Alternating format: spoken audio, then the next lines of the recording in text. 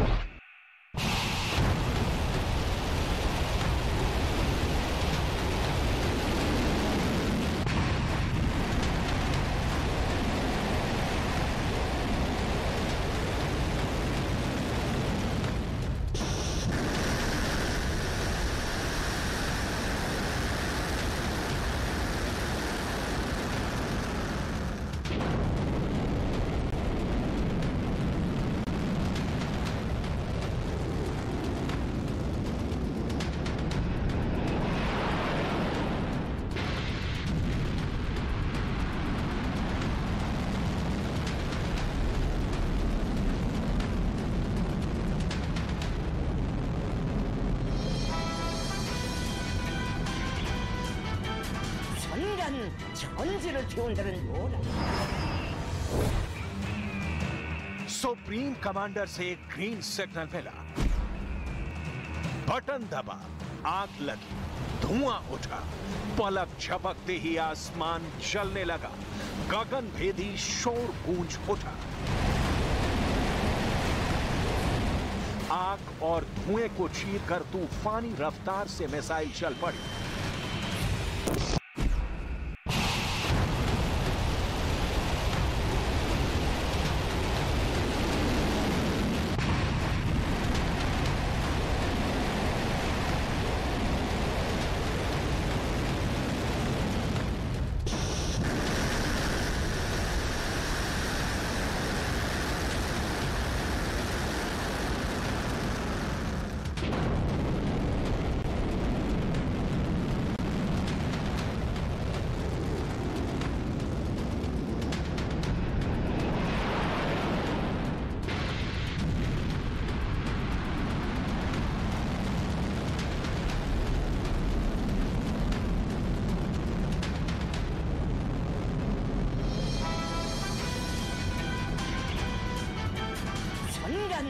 전지를 튀운다는 뭐라?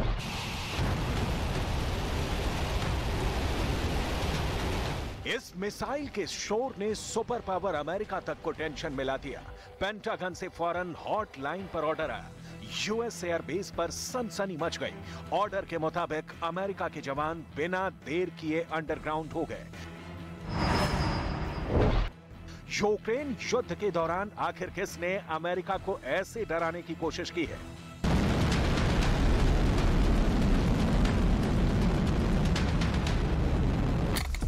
किस देश ने इतनी खतरनाक मिसाइल छोड़कर अमेरिका को टेंशन मिला दिया? अमेरिका को निशाना बनाने वाले इंटरकॉन्टिनेंटल मिसाइल किसने छोड़ी?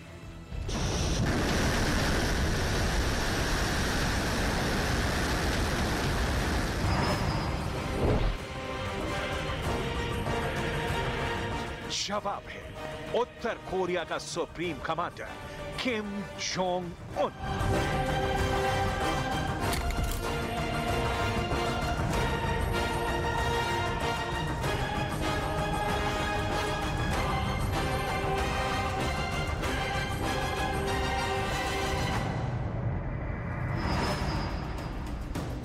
किम के इस मिसाइल लॉन्च से अमेरिका से लेकर जापान तक हड़कंप मच गया। जापान के मुताबिक यह ऐसी मिसाइल थी जिसकी जद में अमेरिका भी आ सकता था, यानी किम की यह मिसाइल अमेरिका तक पहुंच सकती है। दावा किया गया कि इस मिसाइल को उत्तर कोरिया की राजधानी प्योंगयांग के करीब से फायर किया गया। जापान का दावा है कि यह मिसाइल होक्काइडो के उत्तरी इलाके से दूर जापान के विशेष आर्थिक क्षेत्र के अंदर समंदर में गिरी। दावा है कि यह मिसाइल जापान के मेसावा एयरबेस से करीब 200 किलोमीटर दूर गिरी। उत्तरी जापान के मेसावा एयरबेस पर यूएस एयरफोर्स की कमांड तैनात है। यही वजह है कि अमेरिका ने अपने सभी सैनिकों को तत्काल उत्तरी जापान में एयरबेस में शरण लेने के लिए कहा। ऑर्डर तो यहां तक था कि अगले आदेश तक अमेरिका के सभी सैनिकों को एयरबेस के अंदर रहने की हिदायत थी। उत्तर कोरिया ने पिछले 2 महीने में करीब 50 से ज्यादा मिसाइल दागी हैं। इनमें से ज्यादातर कम दूरी की हैं, लेकिन यह मिसाइल बहुत ही खतरनाक थी। ऐसा इसलिए क्योंकि अभी तक जो मिसाइल लॉन्च हो रहे थे वो सिर्फ जापान और दक्षिण कोरिया को निशाना बना सकते थे, लेकिन इंटरकॉन्टिनेंटल बैलिस्टिक मिसाइल का लॉन्च अमेरिका को एक सीधी चेतावनी की तरह थी, क्योंकि यह मिसाइल परमाणु हथियार के साथ अमेरिका तक पहुंच सकती है। जापान के रक्षा मंत्री यासुकाजु हमादा ने दावा किया है कि उत्तर कोरिया ने जिस मिसाइल को दागा है वो एक अंतर महाद्वीपीय बैलिस्टिक मिसाइल है। इस मिसाइल ने करीब 1000 किलोमीटर की दूरी तय की, अधिकतम 6100 किलोमीटर की ऊंचाई तक पहुंचते हुए करीब 27,000 किलोमीटर प्रति घंटे की रफ्तार से उड़ी। उत्तर कोरिया के इस मिसाइल लॉन्च के बाद अमेरिका और उसके बीच तनाव बढ़ गया है। दरअसल किम के लगातार मिसाइल लॉन्च को लेकर अमेरिका, दक्षिण कोरिया और जापान ने शिखर सम्मेलन किया था और तीनों देशों ने साझा बयान जारी कर उत्तर कोरिया को मिलिट्री एक्शन तक की धमकी दी। किम के इस मिसाइल लॉन्च को अमेरिका को जवाब के तौर पर देखा जा रहा है, क्योंकि इस बार किम ने ऐसी मिसाइल दागी है जो न सिर्फ अमेरिका तक जा सकती है, बल्कि इस मिसाइल से परमाणु बम भी दागा जा सकता है। जापान का दावा है कि उत्तर कोरिया ने अपने इंटरकॉन्टिनेंटल बैलिस्टिक मिसाइल होसोंग 17 को दागकर अमेरिका को सीधी चुनौती दी है। इंटरकॉन्टिनेंटल बैलिस्टिक मिसाइल होसोंग 17 के बारे में उत्तर कोरिया दावा कर रहा है कि इस मिसाइल की मारक क्षमता 13,000 किलोमीटर है, जबकि उत्तर कोरिया की राजधानी प्योंगयांग से वॉशिंगटन की दूरी 11,000 किलोमीटर है, तो न्यूयॉर्क की दूरी भी लगभग इतनी ही है। शिकागो की दूरी 10,400 किलोमीटर है, सिएटल 8300 किलोमीटर है, लॉस एंजलिस की दूरी 9600 किलोमीटर है। यानी होसोंग 17 की जद में अमेरिका के लगभग सभी बड़े शहर हैं। दावा किया जाता है कि किम अपने सभी हथियारों को अमेरिका को नजर में रखकर ही बनाता है। इंटरकॉन्टिनेंटल यानी एक महाद्वीप से दूसरे महाद्वीप पर हमला करने की क्षमता तानाशाह को अपनी मिसाइलों से बेहद लगाव है। वो वक्त बेवक्त मिसाइल टेस्ट करता रहता है। किम की यही सनक कई मुल्कों के लिए श्राप बन चुकी है, क्योंकि जब भी नॉर्थ कोरिया का ये कमांडर बटन दबाता है हर कोई खौफजदा हो जाता है। वहीं उत्तर कोरिया का ये सुप्रीम मार्शल ठहाके लगाता है। आपको बता दें कि तानाशाह के बारूदी जखीरे में ऐसी ऐसी बैलिस्टिक मिसाइलें हैं जो कहीं भी कयामत ला सकती हैं। मसलन होसोंग 7 रेंज 1500 किलोमीटर तक है, होसोंग 10 जो 3500 किलोमीटर तक तबाही ला सकती है, होसोंग 8 जो हाइपरसोनिक गाइडेंस में 6000 किलोमीटर की दूरी तक निशाना साध सकती है, होसोंग 14 बैलिस्टिक मिसाइल की रेंज 10,000 किलोमीटर तक है। वहीं होसोंग 15 मिसाइल 13,000 किलोमीटर की दूरी तक बारूद बरसा सकती है। वहीं हाल ही में टेस्ट की गई मिसाइल होसोंग 17 के बारे में उत्तर कोरिया का दावा है कि इस मिसाइल की मारक क्षमता 13,000 किलोमीटर है। उत्तर कोरिया के तानाशाह किम जोंग उन ने उत्तर कोरिया को मिसाइल की मंडी बना दिया है, जहां बाजार में आम जनता के खाने की चीजें तो महंगी हैं, मिसाइलों में भरा जाने वाला बारूद बेहद सस्ता है।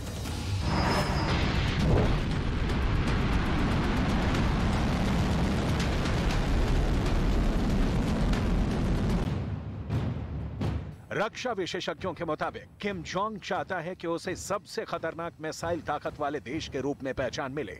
यही वजह है कि पिछले कुछ दिनों में नॉर्थ कोरिया में मिसाइल परीक्षण में तेजी देखी गई है। पिछले साल ही नॉर्थ कोरिया ने ट्रेन से बैलिस्टिक मिसाइल दागने का टेस्ट किया था। ट्रेन से मिसाइल परीक्षण की तकनीक तैयार करने से उत्तर कोरिया अब देश के किसी भी कोने से मिसाइल दाग सकता है।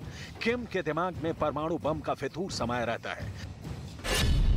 फेडरेशन ऑफ अमेरिकन साइंटिस्ट के मुताबिक उत्तर कोरिया के पास 20 परमाणु बम हैं। वैसे तो उत्तर कोरिया के परमाणु हथियार किसी हमले के खिलाफ डेटरेंस टूल की तरह है, यानी युद्ध से बचाने वाला हथियार, लेकिन दावा है कि किम उसे और साधनों के तौर पर भी इस्तेमाल कर सकता है। उत्तर कोरिया समेत दुनिया के तमाम देश में किम के पिछले बयानों की गूंज है कि अगर उत्तर कोरिया पर हमला हुआ तो वो अपने परमाणु हथियारों से जवाब देगा। यही वजह है कि बाइडेन प्रशासन रोज परमाणु खतरे पर चर्चा करता है।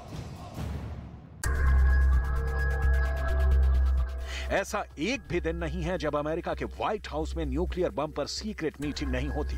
एक भी दिन ऐसा नहीं गुजरता जब बाइडेन प्रशासन अपने एटम बम वाले दुश्मनों पर मंथन नहीं करता। बाइडेन के ऑफिस में रूस के राष्ट्रपति पुतिन की रणनीति पर चर्चा तो होती है, शी जिनपिंग के न्यूक्लियर पावर पर भी प्रेजेंटेशन दिया जाता है। व्हाइट हाउस की उस मीटिंग में उत्तर कोरिया के सुप्रीम कमांडर किम जोंग उन को भला कैसे नजरअंदाज किया जा सकता है, क्योंकि अमेरिका भी मानता है कि अगर न्यूक्लियर वॉर का नंबर आ गया तो दुनिया की तस्वीर पूरी तरह से बदल जाएगी। परमाणु बम दुनिया के जिस हिस्से पर गिरेगा वो वीरान हो जाएगा, वहां की धरती बंजर हो जाएगी। उस परमाणु युद्ध के आगे यूक्रेन युद्ध के ये धमाके भी बहुत छोटे साबित होंगे। कहा जाता है कि किम जोंग उन के दिमाग में परमाणु युद्ध का फितूर इस कदर समाया रहता है कि उत्तर कोरिया का न्यूक्लियर कमांड हमेशा एक्टिव रहता है। वो अपने तमाम खतरनाक न्यूक्लियर हथियारों और उनके डिलीवरी सिस्टम को पूरी तरह परखा रहता है। ऐसे में सबसे बड़ा सवाल कि अगर किम ने अमेरिका पर न्यूक्लियर बम वाला हमला कर दिया तो अमेरिका के शहरों का क्या हाल होगा। सबसे पहले बात अमेरिका की आर्थिक राजधानी न्यूयॉर्क की।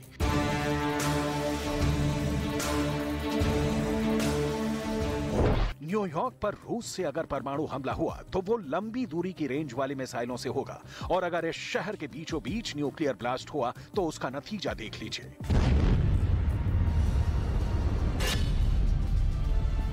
अगर हमला 500 किलोटन के न्यूक्लियर बम से हुआ, यानी ऐसा बम जो हिरोशिमा पर गिराए गए एटम बम से 30 गुना ताकतवर हो, तो क्या होगा। न्यूयॉर्क शहर के बीचों बीच इस धमाके से करीब करीब पूरा शहर खत्म हो जाएगा।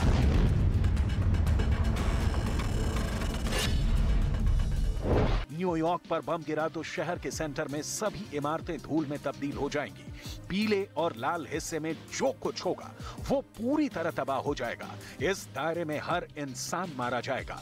हरे रंग वाले हिस्से में रेडिएशन से लोग मारे जाएंगे। नीले हिस्से में भी इमारतें ढह जाएंगी।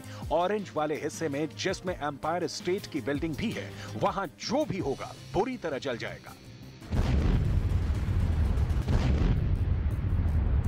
ऐसे हमले में न्यूयॉर्क की पहचान यहां की स्काईलाइन, जिसमें ट्रम्प टावर भी होगा, और वो तमाम बिल्डिंग होगी जो हम हॉलीवुड मूवीज में देखते आए हैं, सभी जमींदोज हो जाएंगी। इस हमले में 7 लाख से ज्यादा लोगों की मौत होगी। 11 लाख से ज्यादा लोग बुरी तरह जख्मी हो जाएंगे।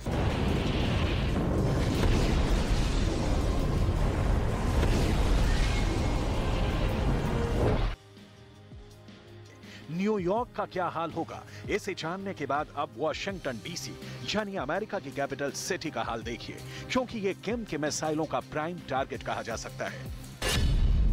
वॉशिंगटन डीसी के सेंटर में व्हाइट हाउस जर्रे जर्रे में तब्दील हो जाएगा। अमेरिका की संसद पूरी तरह ढह जाएगी। वहां के सुप्रीम कोर्ट का भी सर्वनाश होगा। पीले दायरे में सब कुछ पिघल जाएगा और ऑरेंज दायरे तक तबाही बहुत खतरनाक होगी। वॉशिंगटन डीसी पर परमाणु हमला हुआ तो करीब 4 लाख लोगों की मौत होगी, जबकि 3 लाख लोग बुरी तरह जख्मी हो जाएंगे। इन हमलों में जो बच भी जाएंगे वो धीमी मौत मरते चले जाएंगे। 15% लोग तो कैंसर का शिकार हो जाएंगे और फिर इनकी जान चली जाएगी। अमेरिका पर ऐसे हमले का खतरा सबसे ज्यादा है। वॉशिंगटन डीसी और न्यूयॉर्क ऐसे शहर हैं जो दुनिया के सबसे बड़े पावर सेंटर कहे जाते हैं। न्यूयॉर्क तो ऐसा शहर है जो कभी सोता नहीं, जहां की रौनक दुनिया भर में मशहूर है।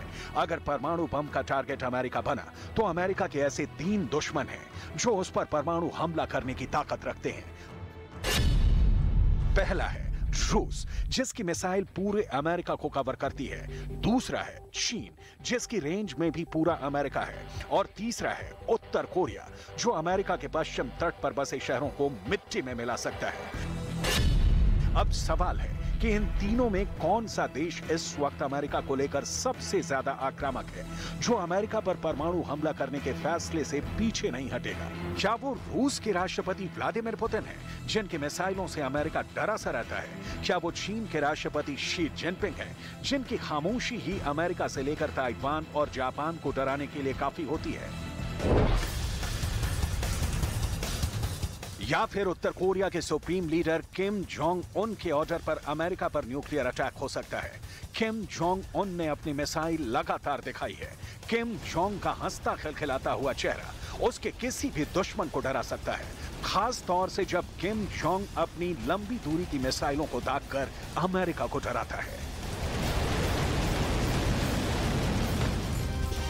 व्लादिमीर पुतिन ने फैसला किया है कि वो ज़ेलेंस्की को अंधेरे में रहने को मजबूर कर देंगे। कच्चा चिट्ठा में इस रिपोर्ट को देखेंगे तो आपको यूक्रेन में एक नई इमरजेंसी के बारे में पता चलेगा। पुतिन के हमलों की वजह से ऐसे हालात बन चुके हैं कि इस सर्दी में 1 लाख लोगों की जान पर खतरा मंडराने लगा है। पुतिन का डार्क किलर इस वक्त यूक्रेन में 24 घंटे काम कर रहा है और इससे सबसे ज्यादा डर ज़ेलेंस्की को लग रहा है।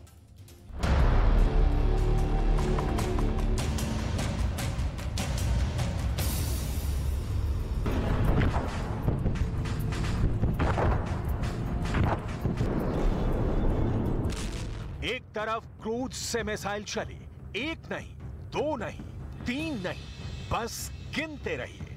टारगेट पर यूक्रेन के कई शहर हैं। मिसाइल आती है और फिर ज़ेलेंस्की का एयर डिफेंस सिस्टम एक्टिव होता है और फिर एक ही वार में पुतिन की 1-2 नहीं, कई मिसाइलों को आसमान में ही खत्म कर देते हैं ज़ेलेंस्की।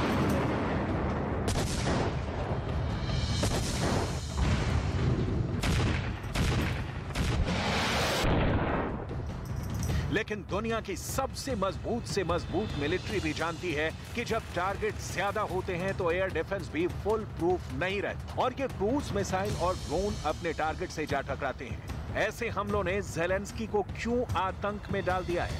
ऐसे हमलों ने कैसे यूक्रेन को अंधेरे में झोंक दिया है? ऐसे हमलों से यूक्रेन के 1 करोड़ लोग कैसे खतरे में पड़ चुके हैं?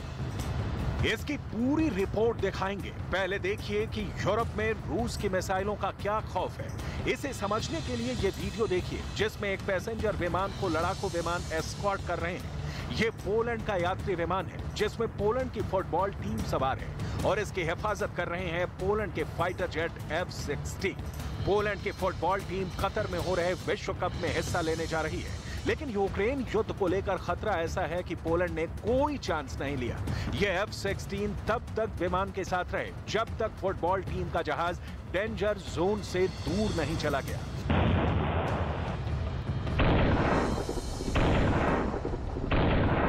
ऐसे विमानों को खतरा क्रूज मिसाइल से नहीं बल्कि एयर डिफेंस मिसाइल से होता है और पोलैंड पर जब से यूक्रेन की एयर डिफेंस मिसाइल गिरी है तब से पोलैंड भी बहुत ज्यादा दहशत में है। फिलहाल यूक्रेन से बर्फ की तस्वीरें आने लगी हैं। कीव में बर्फ गिर चुकी है और अब कई महीने ऐसे ही कड़ाके की सर्दी रहेगी। ये कीव में माइकल्स गोल्डन डूम्ड मोनेस्ट्री है और यहाँ करीब में खड़े ज़ेलेंस्की के टैंक देखिए, ज़ेलेंस्की की बख्तरबंद गाड़ियां देखिए। हर हथियार पर बर्फ जम चुकी है। ऐसे में अगर पुतिन ने ज़ेलेंस्की के बिजली घरों को तबाह किया तो ज़ेलेंस्की के साथ उनकी जनता के लिए जीना मुश्किल हो जाएगा। यूक्रेन में रूस की क्रूज मिसाइल और ईरान के ड्रोन ने ऐसा कहर मचाया है कि ज़ेलेंस्की के सिस्टम का पुर्जा हिल गया है।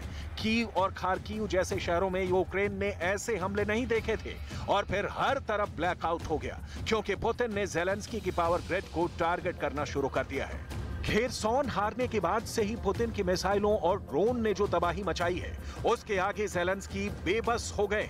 यूक्रेन के 50% पावर स्टेशन पूरी तरह खत्म हो चुके हैं और 1 करोड़ से ज्यादा लोग बिना बिजली के जीने को मजबूर हैं। मिसाइल और ड्रोन अटैक ने यूक्रेन के शहरों को इतना नुकसान पहुंचाया जिसकी भरपाई करना मुश्किल हो रहा है क्योंकि इस बार यूक्रेन पर रूस का हमला गुस्से में नहीं बल्कि पूरी प्लानिंग के साथ किया गया हमला था और रूस की मिसाइलों ने उन्हीं जगहों पर तबाही मचाई जहां से यूक्रेन के लोगों को बिजली की सप्लाई होती है। या यूं कहें कि रूस ने जितनी भी मिसाइलें दागी उनके निशाने पर यूक्रेन के पावर प्लांट थे। यूक्रेन ने आरोप लगाया कि रूस के मिसाइल अटैक में उसके 15 पावर प्लांट को निशाना बनाया गया, जिसकी वजह से अलग अलग शहरों में 70 लाख से ज्यादा घरों में बिजली गुल हो गई। जैसे जैसे मिसाइलों के धमाकों से यूक्रेन के पावर प्लांट तबाह होते गए, वहां के शहर अंधेरे में डूबते गए। खेरसॉन में बाजी पलटने से बौखलाए पुतिन लगातार हमले कर रहे हैं। यूक्रेन को बार बार अपने शहरों में अलर्ट जारी करना पड़ रहा है। पुतिन के मिसाइलों और ड्रोन ने जिन इलाकों में तबाही मचाई है, वहां जैसे लाइफ लाइन ही काट दी गई है। नतीजा ये हुआ कि Kyiv, Zhytomyr, Chernobyl, Lviv, Odesa, Kharkiv, Zaporizhzhia और नीप्रोपेट्रोव्स्क जैसे इलाके अंधेरे में डूब गए हैं। ये वो शहर हैं जो यूक्रेन को चलाने के लिए वहां की धड़कन माने जाते हैं। पुतिन ने यहां ऐसा पावर कट लगाया है कि ज़ेलेंस्की कुछ नहीं कर पाए। हालांकि यूक्रेन ने दावा किया है कि उसने पश्चिमी देशों से मिले एयर डिफेंस सिस्टम को बड़ी संख्या में तैनात कर दिया है। यह भी बताया गया कि अगर रूस ने फिर मिसाइलों से हमला किया तो उसे करारा जवाब मिलेगा, क्योंकि एयर डिफेंस सिस्टम उन्हें आसमान में ही मार गिराएंगे। यूक्रेन ने कीव, चेर्निहिव, पोलतावा और चरकासी समेत कई शहरों में घातक एयर डिफेंस सिस्टम को एक्टिव करने का दावा किया। ये शहर उन 7 शहरों में शामिल हैं जिन पर एक रोज पहले ही रूस के खतरनाक हमले होने का आशंका जता दिया गया था, और उसके कुछ घंटे बाद ही उसने भीषण हमला बोल भी दिया था। यूक्रेन की 50% बिजली पावर सप्लाई वाला सिस्टम पूरी तरह तबाह हो चुका है, और इसे लेकर ज़ेलेंस्की ने पूरी दुनिया से जो शिकायत की है, उसके एक एक शब्द पर गौर करने की जरूरत है।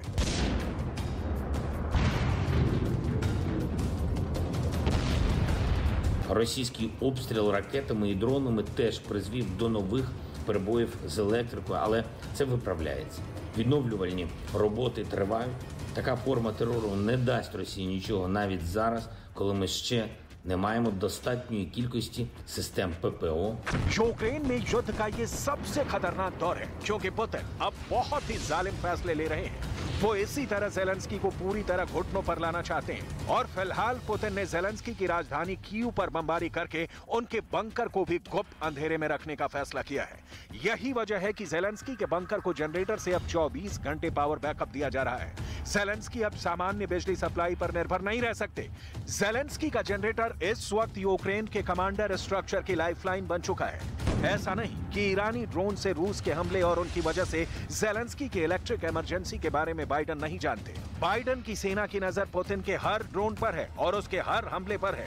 बाइडन ये भी जानते हैं कि इस वक्त ज़ेलेंस्की का बंकर वाला दफ्तर जनरेटर वाले पावर बैकअप पर चल रहा है। It's no surprise that after the Ukrainian liberation of Kherson, that Russia has gone down the path of attempting yet again to plunge Ukrainian civilians into darkness. But what the United States is going to do is going to continue to stand by the government and the people of Ukraine, and our commitment to our Ukrainian partners is unwavering. Zelensky के bunker में अंधेरा करने के लिए Putin ने ऐसा कैसे किया, वो भी आपको दिखाते हैं। आपको पुतिन की पूरी मोडस ऑपरेंडाई समझ में आ जाएगी। पुतिन का जो गुस्सा ज़ेलेंस्की पर फूट रहा है, उसमें 2 बड़े हथियारों की भूमिका है। इनसे ज़ेलेंस्की भी बहुत घबराते हैं। पुतिन के 2 सबसे खतरनाक हिटमैन देखिए। पहली है कैलिब्र मिसाइल और दूसरा है शाहिद 136 आत्मघाती ड्रोन। इन दोनों ने ज़ेलेंस्की की बिजली काट दी है। दोनों हथियार 10 अक्टूबर के बाद से ही यूक्रेन में लगातार हमले कर रहे हैं, और खेरसॉन हारने के बाद पुतिन ने इनके हमले और बढ़ा दिए हैं। इसमें कैलिब्र क्रूज मिसाइल के हमले तो बहुत ज्यादा खतरनाक माने गए। इस मिसाइल के अलग अलग वर्जन से पुतिन ने कीव और यूक्रेन के कई शहरों पर कयामत बरसाई। कैलिब्र हर तरफ से लॉन्च की गई, बॉम्बर से लॉन्च की गई, समंदर से लॉन्च की गई और लैंड बेस्ड लॉन्चर से दागी गई। काला सागर से उठे इन मिसाइलों के बवंडर ने कीव को पूरी तरह हिलाकर रख दिया। परमाणु हमले जैसे खतरे को देखते हुए लोग अंडरग्राउंड मेट्रो में पनाह लेने लगे। पिछले 24 घंटे में इनके हमले तो और तेज हो चुके हैं। कैलिब्र मिसाइल लॉन्च किए जाने का नया वीडियो भी देख लीजिए, जब काला सागर में पुतिन की नेवी ने लगातार मिसाइलें दागी। पहली मिसाइल, दूसरी मिसाइल, तीसरी मिसाइल, ऐसे ही कई हमले लगातार किए गए। पुतिन का दूसरा सबसे बड़ा हथियार शाहिद 136 ड्रोन ज़ेलेंस्की के लिए बहुत बड़ा सरप्राइज दिया था। पुतिन का ये हिटमैन तय टारगेट पर लगातार हमले कर रहे हैं। ये ऐसे सटीक और जबरदस्त हमले कर रहे हैं कि ज़ेलेंस्की का कॉन्फिडेंस भी हिल चुका है। हालांकि ज़ेलेंस्की अब तक इस बात को समझ नहीं पाए हैं कि पुतिन ने अभी तक अपनी पूरी पावर नहीं दिखाई है।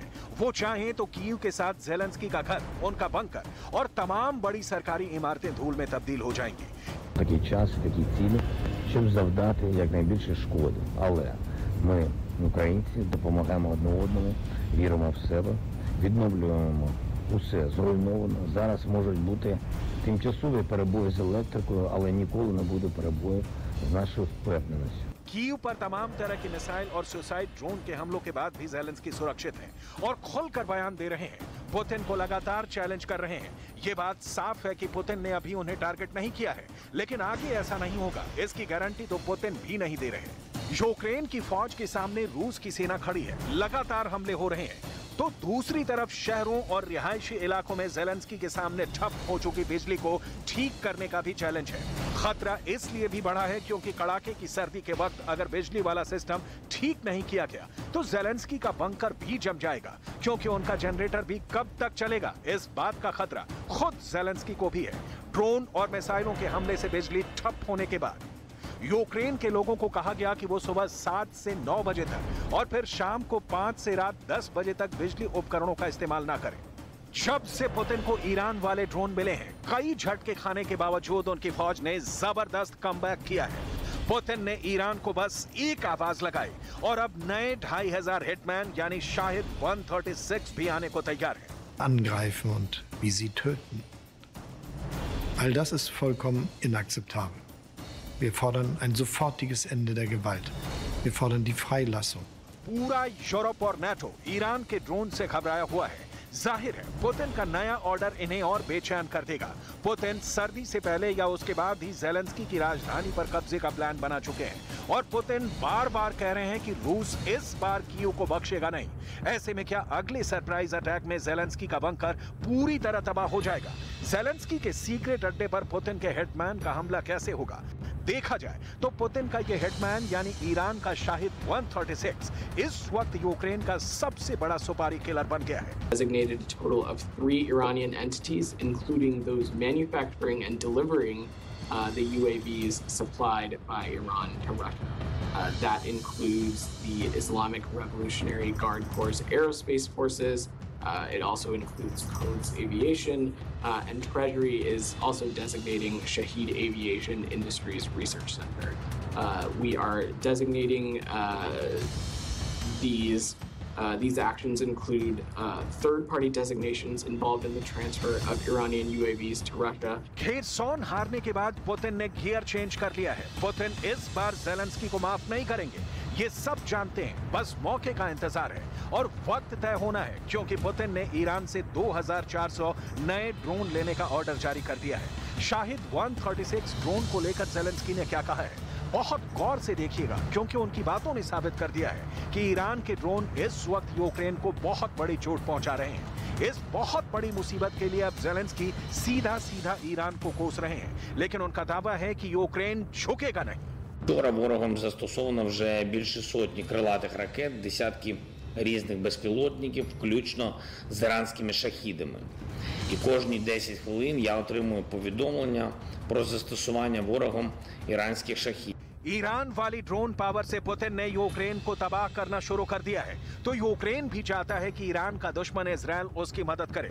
यही वजह है कि यूक्रेन लगातार इजरायल से उसके एयर डिफेंस सिस्टम मांग रहा है। ज़ेलेंस्की के पास कोई ऑप्शन भी नहीं है, क्योंकि अभी तक रूस के ड्रोन हमलों को वो उन हथियारों से नहीं रोक पाया है जो उसे नाटो या अमेरिका ने सप्लाई किए हैं। लगातार हमले झेल रहे और बेबस ज़ेलेंस्की इन हालातों में भी साबित करने में लगे हैं कि रूस के पास अब ताकत नहीं बची है, क्योंकि वो ईरान जैसे मुल्क से भी हथियार लेने को मजबूर हो गया है।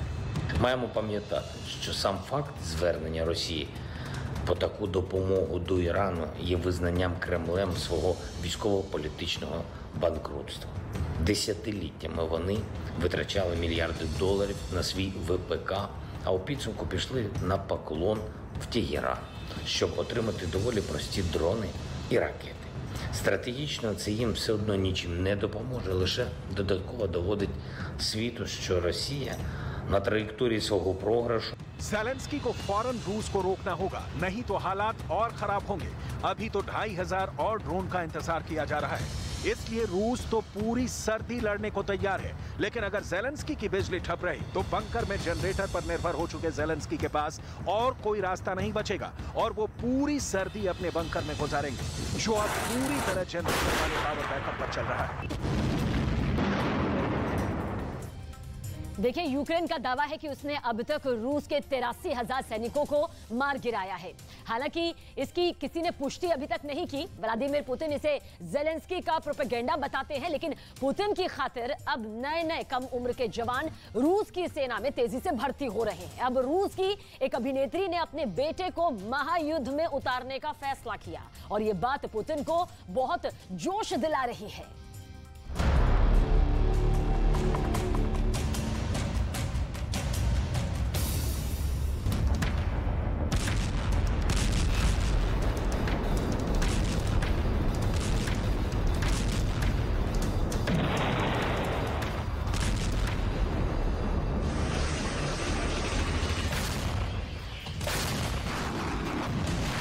महायुद्ध में एक मां की अपील, बेटे को जंग में उतारने का ऐलान। पुतिन के लिए सब कुर्बान। यूक्रेन के खिलाफ लड़ी जा रही जंग में पुतिन की सेना बहुत कुछ गंवा चुकी है।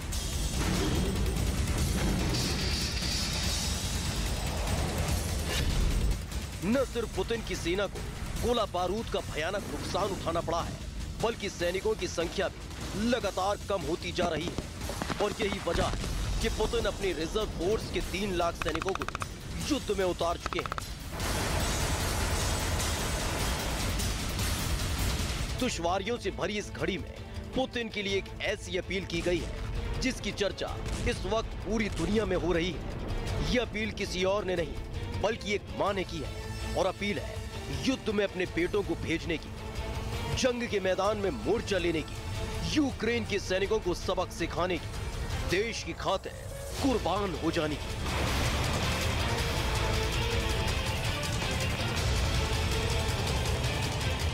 Задача сегодня мамы сделать все возможное, чтобы подготовить своего ребенка. Вот сегодня у нас нет курсов начальной военной подготовки.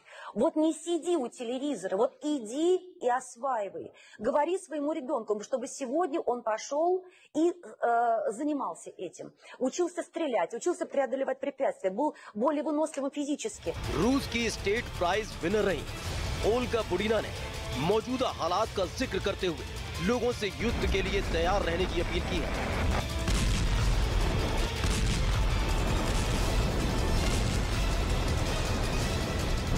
दरअसल जब से पुतिन की सेना ने रिजर्व फोर्स को जंग के मैदान में उतारा है, तब से उनकी सेना को पहले से ज्यादा नुकसान उठाना पड़ा है। इतना ही नहीं, खेरसोन जैसे इलाके से पुतिन की सेना के पीछे हटने की खबरें भी आ चुकी हैं, क्योंकि दावा किया जा रहा है कि बिना किसी फुल प्रूफ तैयारी के रिजर्व सैनिकों को जंग के मैदान में उतार दिया गया, जिसकी वजह से सेना को कई मोर्चों पर मुंह की खानी पड़ी। यही वजह भी है कि रूस की एक्ट्रेस ओल्गा बुडीना ने हर मां से इस बात की अपील की कि वो अपने बच्चों को स्पेशल मिलिट्री ऑपरेशन के लिए पूरी तरह तैयार करें, क्योंकि आने वाला वक्त और भयानक हो सकता है। Специальная военная операция закончится не завтра. Мы не знаем, что будет завтра. Если у нас есть здравомыслие, значит, мы же должны будем...